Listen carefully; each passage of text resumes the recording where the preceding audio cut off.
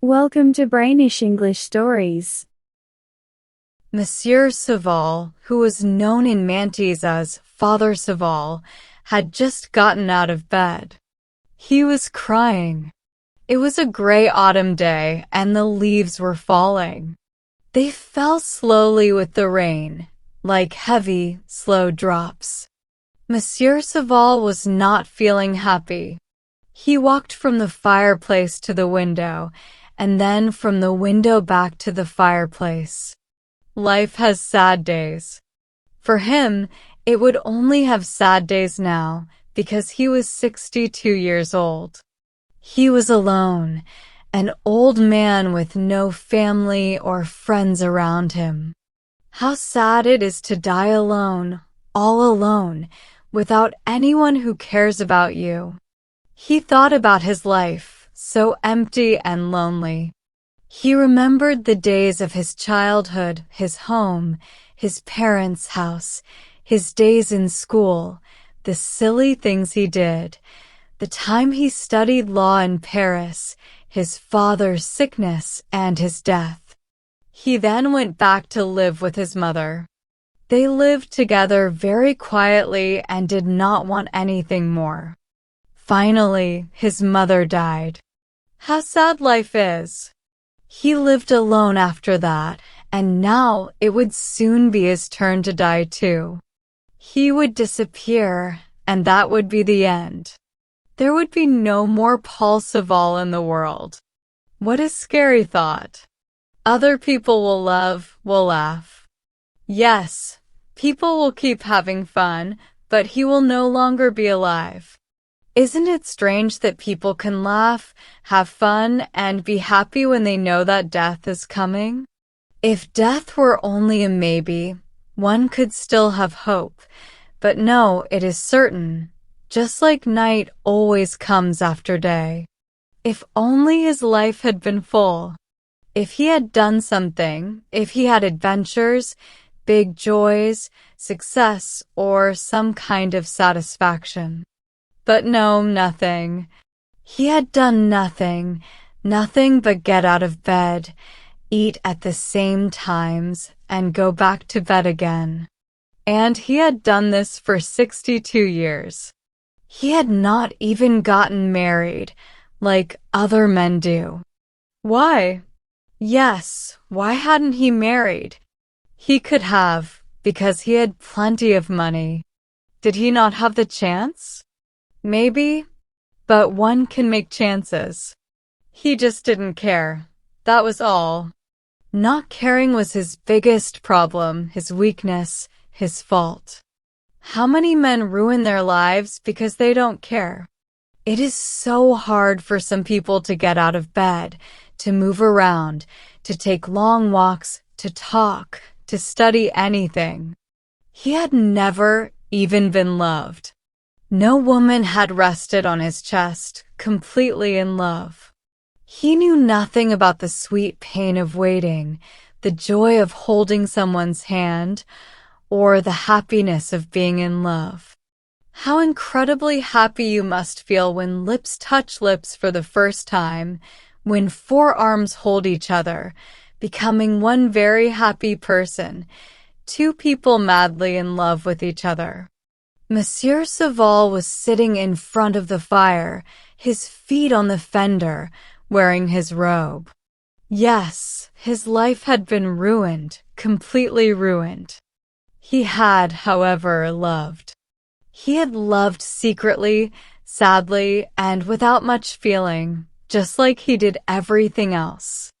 Yes, he had loved his old friend, Madame Sandress, the wife of his old friend, Sandress.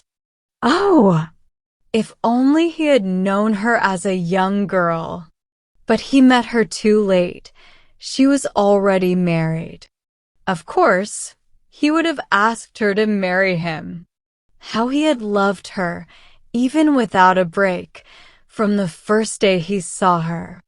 He remembered how he felt every time he saw her, how sad he was when he had to leave her, and the many nights he couldn't sleep because he was thinking of her.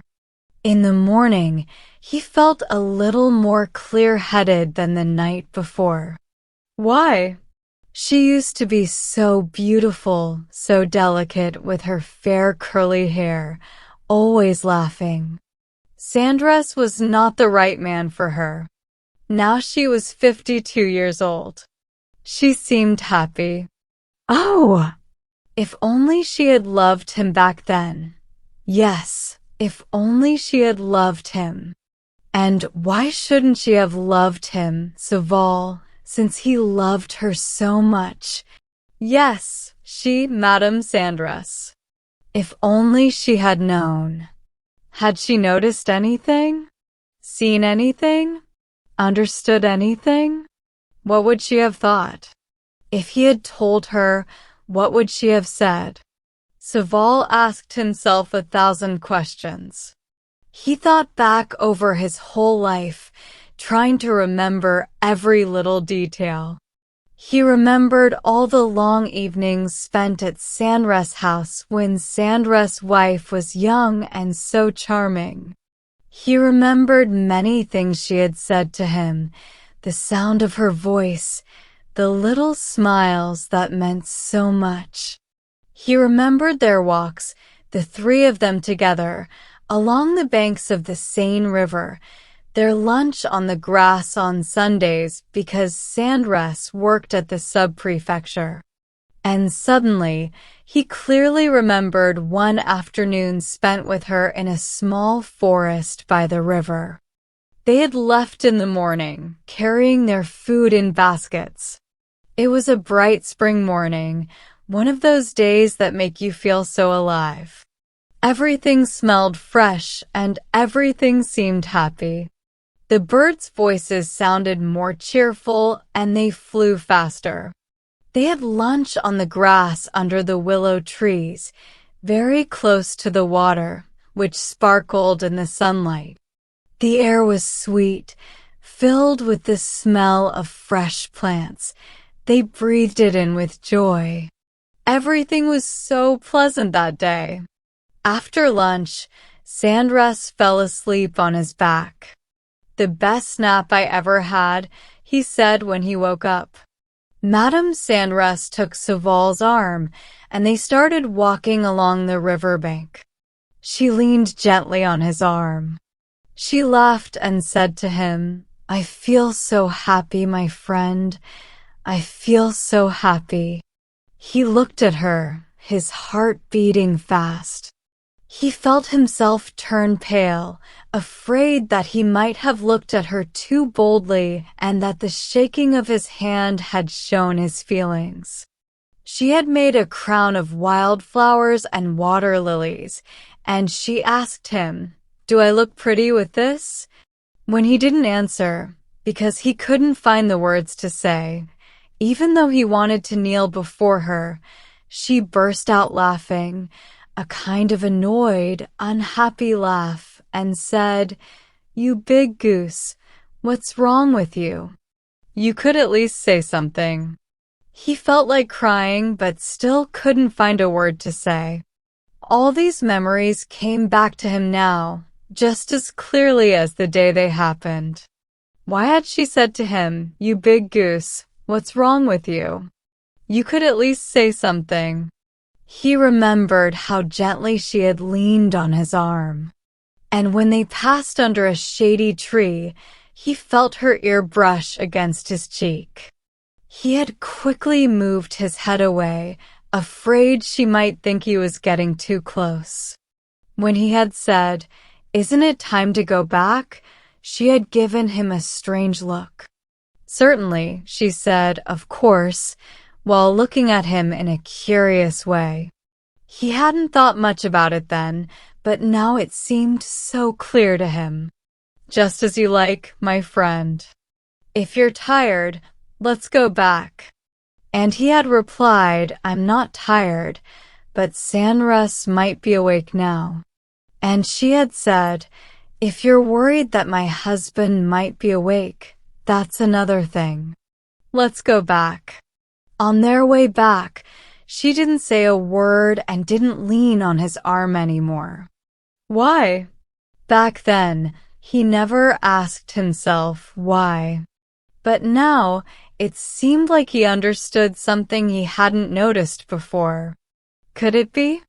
Monsieur Saval felt his face turn red, and he jumped up as if he were 30 years younger and had just heard Madame Sandress say, "I love you." Was it possible? This thought that had just come to him was torturing him. Was it possible that he hadn't noticed, hadn't guessed? Oh! If that were true, if he had let this chance for happiness slip away without doing anything about it, he thought to himself, I need to know. I can't stay in this state of doubt. I need to know. He reasoned, I'm 62 years old, and she's 58. I can ask her now without upsetting her. He hurried out. The Sandress house was across the street, almost right in front of his own. He crossed over and knocked on the door, and a young servant opened it. You here at this time, Saval? Did something happen? No, my dear, he replied, but go and tell your mistress that I need to speak to her right away. The thing is, Madame is preserving pears for the winter, and she's in the kitchen. She's not dressed properly, you understand. Yes, but please go and tell her that I have something very important to talk about. The young servant left, and Saval started pacing up and down the living room with long, nervous steps. He didn't feel embarrassed at all, though. Oh, he was just going to ask her something, like he would ask her for a cooking recipe. After all, he was 62 years old. The door opened and Madame Sandress appeared. She was now a large woman, round and plump, with full cheeks and a loud laugh. She walked with her arms slightly away from her sides, her sleeves rolled up, and her bare arms covered with fruit juice. She asked with concern, What's wrong, my friend? You're not sick, are you? No, my dear friend, but I need to ask you something very important, something that's been bothering my heart, and I want you to promise that you'll answer me honestly. She laughed. I'm always honest. Go ahead. Well then. I've loved you from the first day I saw you. Did you ever doubt that? She responded, laughing, with a bit of her old playful tone. You big goose. What's wrong with you? I knew it from the very first day. Saval began to shake. He stammered, You knew it? Then, he stopped. She asked. Then, he replied. Then what did you think? What would you have said? She burst into laughter again. Some of the juice from her fingers dripped onto the carpet. What? Me? Well, you didn't ask me anything. It wasn't my place to speak up. He then took a step closer to her. Tell me. Do you remember the day when Sandress fell asleep on the grass after lunch, when we walked together to the bend of the river, down below? He waited, hoping for an answer. She had stopped laughing and looked him straight in the eyes. Yes, of course, I remember. He replied, trembling all over. Well, that day, if I had been brave, what would you have done? She started to laugh, the kind of laugh only a happy woman can have, who has no regrets. She answered clearly, with a bit of teasing in her voice. I would have said yes, my friend. Then she turned around and went back to making her jam. Saval hurried out into the street, feeling crushed, as if something terrible had happened. He walked quickly through the rain, not caring where he was going, until he reached the riverbank. Then he turned right and followed the river. He walked for a long time, as if something inside him was pushing him forward. His clothes were soaked with water. His hat was all soft and out of shape, dripping like a wet cloth. He just kept walking, straight ahead. Finally, he reached the place where they had had lunch that day, so many years ago, a memory that now made his heart ache. He sat down under the bare trees and began to cry.